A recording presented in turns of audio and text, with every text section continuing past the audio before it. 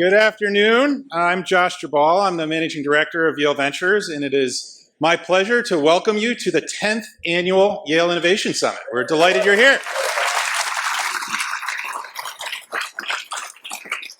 So for this event's first 8 years, it was focused on bioscience innovation. And true to our roots, this summit will provide our largest ever gathering of Yale innovators focused on developing the therapies that will cure diseases and improve human health. Last year, for those of you who were here, you know we dramatically expanded this summit, adding 4 additional tracks of programming. And same with this year, we will have a track focused on technology, where you'll get to learn about the latest advancements poised to transform the world in artificial intelligence and quantum computing. The climate technology track focuses on innovations urgently needed to help decarbonize our economy and protect the planet. A 4th track focuses on health and new technologies to improve care and reduce cost from patient to population scale. And our 5th track is focused on the arts, where you'll learn about innovations in developing and financing projects that we'll even get to enjoy some live performances. And in each track, you'll have the opportunity to learn from expert panels and see pitches from over 260 ventures competing for $350,000 in prize money. You'll also get to meet and network with over 2,500 people who will be attending and over 1,000 venture investors and industry partners who are here looking to partner with our startups. For those of you visiting from out of state, we hope you enjoy your time in New Haven. As you'll see, the city is booming with significant commercial and residential developments driven by new startups and established companies with a shared mission to solve the world's big problems. We're delighted that New Haven is becoming a globally recognized hub for innovation. So I hope you enjoy the next 2 days, pitching, learning, investing, entertaining, and connecting. We're very grateful that you're here to join us. It's now my pleasure to introduce Yale President Peter Salovey. Some of you may have heard, it's a historic day on campus today. And it's a wonderful time to have President Salovey here with us as he prepares to step down from the presidency after 11 years, leading the university and several decades prior to that in important leadership positions. During his tenure, he has implemented a wide range of very positive changes at the university.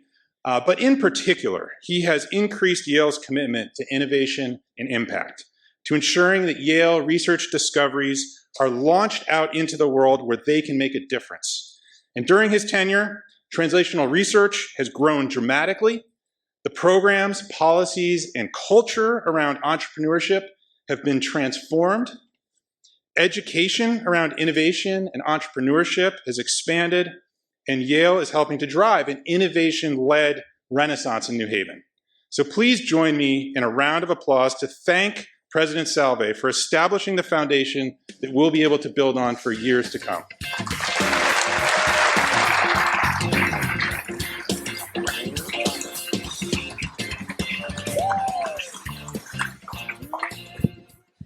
Thank you, Josh. That was really very nice of you. I appreciate that. And welcome, everyone. It's good to see this room completely full. You know, the first year that I was president, I looked at our mission statement. And you may not know, universities have mission statements. Nobody ever looks at them, except when you have your accreditation report every 10 years that they ask you, what's your mission statement? And usually that precipitates a, do we actually have one? Where is it? Does anybody know what it is? Kind of conversation. And I pulled ours out, and it turned out it said something like, it started with something like every major research university, Yale, you know, well, who writes a mission statement that starts with, like everyone else? And then it continued on, and it had a phrase like, on par with the very best. Right? Well, who writes a mission statement that says on par? So I rewrote the mission statement. It was interesting. Nobody much cared about this project. So, yeah, you want to rewrite the mission statement? Go ahead, be our guest. So I did it. But the first sentence of that new mission statement was, Yale's primary purpose is to improve the world today and for future generations. We do that through, right? Well, you really shouldn't be applauding for a mission statement. You should be applauding for yourselves, because this is the group that is improving the world today and for future generations. That's what it means to be innovative. And I'm just so pleased that you are here at Yale today. But my job today is to introduce our first guest, Governor Ned Lamont. And I want to share with you, before he comes to the stage, why his visit to our campus is so significant. Governor Lamont is more than just an eminent alumnus of Yale University. He is a partner to Yale University, and we hope we are a partner to him. His firm belief in higher education has enriched opportunities for students in Connecticut and especially on our campus. Last year, we were very pleased to announce a joint initiative between our Tobin Center for Economic Policy and the Governor's Office. We've worked in a similar spirit of collaboration and partnership to promote STEM learning for young students in elementary, middle, and high school. And another feature of his leadership and this partnership, of course, is the steadfast commitment to innovation. And that's what brings us together today. On his inauguration, he called for Connecticut, these are his words, to return to our inventive and entrepreneurial roots, for our future lies in doubling down on what makes us great and reimagining our unique potential. And I know that Yale Ventures is one way in which we try to support this ambition. Yale Ventures was launched in 2022.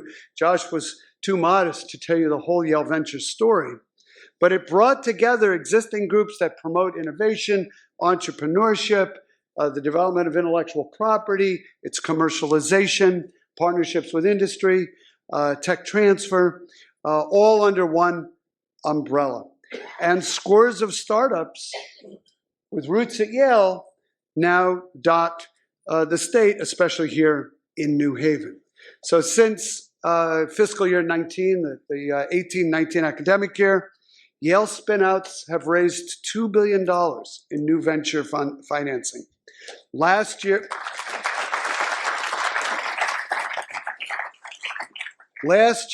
Yale faculty members had 2,000 active patents around the world, launched 14 startups, raised $153 million more dollars in new financing.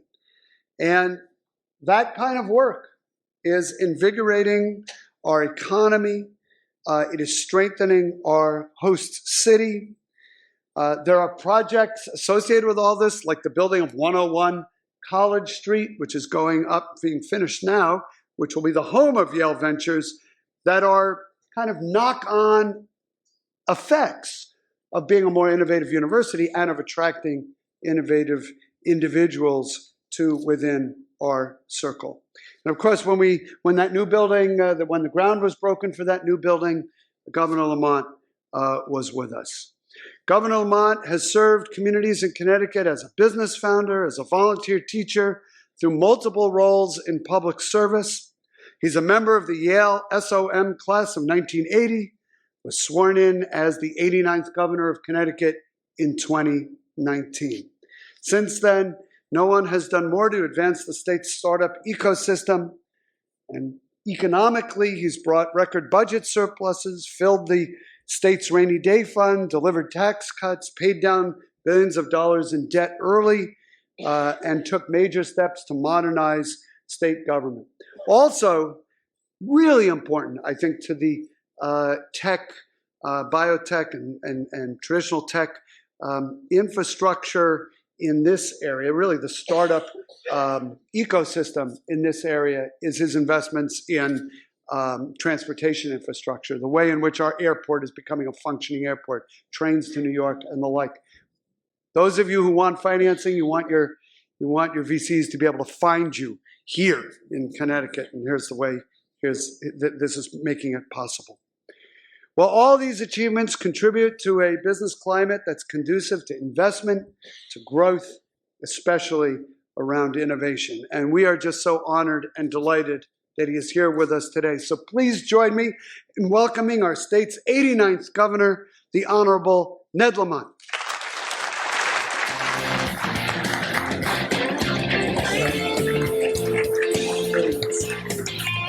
Get out of the way here. Thank you, Peter. Just the way I wrote it up for you, and I appreciate that. And I was just thinking about your guys that do the mission statement. What if that guy did my campaign, you know? Not much better than the other bum. I mean, and Josh, what you've been able to accomplish here with this Innovation Summit, you mentioned all the guys who come in from out of state. You failed to mention, now stay. We want you right here, and what we're able to do. Hey, Peter, this is sort of a bittersweet day for us all. They gave me this proclamation. It's loaded with a lot of whereases and therebys and heretofores. But it also says today is Peter Salovey Day in the state of Connecticut.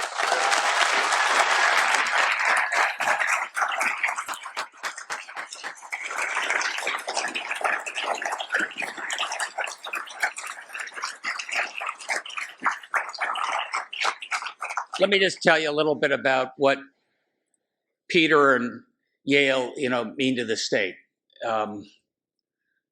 Many years ago when I was here back in the Ming Dynasty, class of 1980, Yale was really proud of an academic mission. And even Yale School of Management, they did not want to be like Harvard Business School, the West Point of capitalism, that was sort of mercantile, or even Stanford taking all that intellectual property, turning it into the computer revolution. I mean, we were more dedicated to the purity of the academic mission. And in the subsequent, 30 years, and in particular, since Peter's been president, I think Josh alluded to this, the role Yale plays in our greater society, and the role Yale plays in turning ideas into action, ideas in the companies, ideas in the therapies, ideas that make a difference in people's lives. And I think fundamentally that's going to be a big piece of your legacy, Peter. I can tell you it's reflected in a whole variety of ways. I think I saw Matt McCooey going by. Matt McCooey, Connecticut Innovations, probably one of the most successful public venture funds in the country. And what that means in terms of the greater New Haven area, where we have hundreds of startups in and around the healthcare and life sciences ecosystems and beyond. A lot of those come from ideas generated right here on this campus. Something we really want to double down on. Something we're trying to do as a state. I do this with Advanced CT, which gets all the business folks together, rowing in one oar. It's one thing for me to say it's the greatest state in the country. You really want to start up your business here, but I'm kind of a homer. So it's nice to have folks in the business community out there is speaking our praise. I got a guy named Dan O'Keefe here somewhere. He runs DECD, Economic Development. And one of the things we're trying to do is we make investments in the state. It's investments that make a difference. Make this, as Peter said, we were once the most entrepreneurial state in the country. We did everything from the cotton gin to the sewing machine, the submarines and helicopters. But we were pretty good. We got a little flat. I got to say, over the last, 5-10 years, we've had more innovation, more new startups, more job creation, more people moving into the state than ever before.